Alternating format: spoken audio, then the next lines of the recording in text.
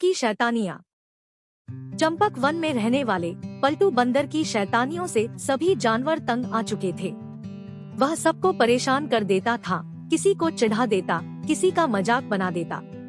जंगल के सभी जानवर उसे समझाते, पर उसकी शैतानियाँ बढ़ती ही जा रही थी।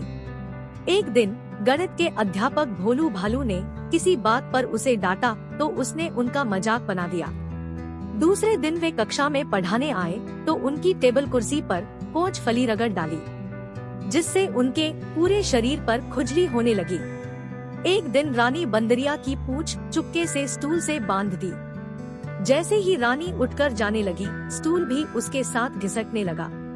सारी कक्षा के छात्र ठहाका मार कर हंस पड़े। उस दिन तो पलटू ने गजब ही कर दिया। जम्बू जिराफ का जन्मदिन था। वह कक्षा में बांटने के लिए टॉफियां लाया था। पलटू को किसी तरह से पता चल गया। जब जम्बू ने टॉफियां बांटने के लिए अपना टिफिन खोला तो उसमें टॉफियों की बजाय 2 मेंढक निकले। पूरी कक्षा में जम्बू का मजाक बन गया। वह संगीत अध्यापक को भी सूरदास कहकर चिढ़ाता था, जबकि सभी छात्र उनका आदर करते थे। ऐसा नहीं था कि पलटू स्कूल में ही अपने साथियों को परेशान करता था, बल्कि जब वह घर पर रहता था तब भी पड़ोसियों को परेशान करता था।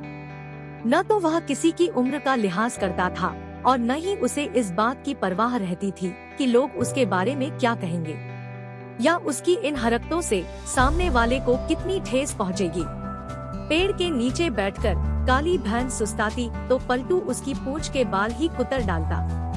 मोनू कबूतर का मेहनत से बनाया घोंसला भी उसने तोड़ डाला। आज स्कूल से लौटते वक्त रास्ते में लंबू जिराफ उसे मिला। वह लंगड़ा कर चलता था। पलटू ने अपनी आदत के मुताबिक उसे भी लंगड़ू लंगड़ू कहकर चिढ़ाया। जिराफ उसे समझाने के लिए बैसाखियों के सहारे तेजी से उसकी ओर बढ़ा। पलटू ने सोचा कि शायद वह उसकी पिटाई करने के लिए उसकी तरफ आ रहा है।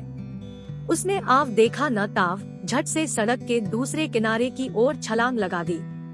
अचानक पलटू एक कार की चपेट में आ गया। जंगल के जानवरों की भीड़ चारों ओर एकत्रित हो गई। इतने में लंगड़ाता हुआ जिराफ भी वहां आ गया। पलटू को बेहोश देखकर उसे बहुत दुख हुआ। उसने चालक से निवेदन किया कि वह पलटू को अस्पताल तक पहुंचा दे। वह स्वयं भी साथ गया। वहां मालूम हुआ कि उसके दाएं पैर की हड्डी टूट गई है। कुछ अन्य जगहों पर चोटें भी आई है। खून बहुत बह गया था। ऑपरेशन के लिए लंबू जिराफ ने ही अपना खून दिया।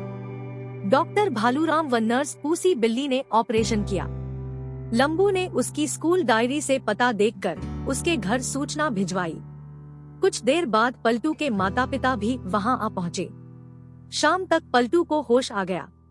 सबके साथ लंबू जिराफ को भी वहां देखकर वह डर गया।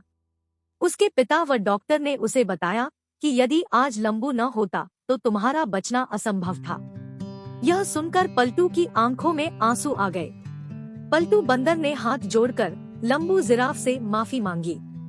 लंबू ने पलटू के सिर पर हाथ फेराते हुए उसे माफ कर दिया। पलटू ने मन ही मन दृढ़ निश्चय किया कि अब आगे से वह किसी को कभी परेशान नहीं करेगा। वीडियो अच्छा लगे तो चैनल को लाइक व सब्सक्राइब जरूर करें।